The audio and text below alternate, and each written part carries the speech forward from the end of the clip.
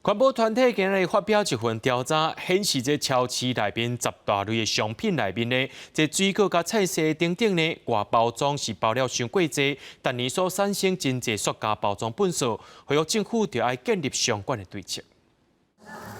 超市买来的水果甲菜色拢包装甲真好势，除了内层的塑胶盒啊，也有避免小颗的包材、塑胶盒等等。环保团体甲生态团队合作，针对超市菜色、水果等等10大类商品调查发现，这些商品一年会产生18亿件的塑胶包装本数。对于消费者而言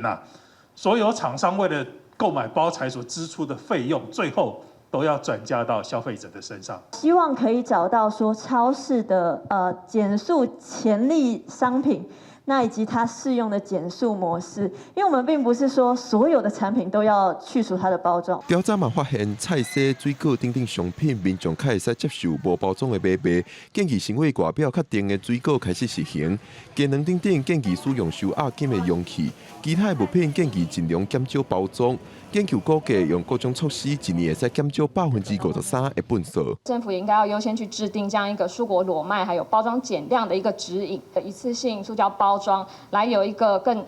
长期的减量的时程，还有这样子的一个时间表。96年规定量贩店跟超市它每年都要向地方主管机关来提报减量计划。那其中像包装蛋、然后糕点、面包，还有蔬果类这些的指定容器， 减量率都要达到80%。环保署表示，业者若是无达成目标，上悬会罚15万。长期减量规划嘛会参考外国经验，参业者做伙研究。不过目前也无详细时程。记者柯本长随台北报道。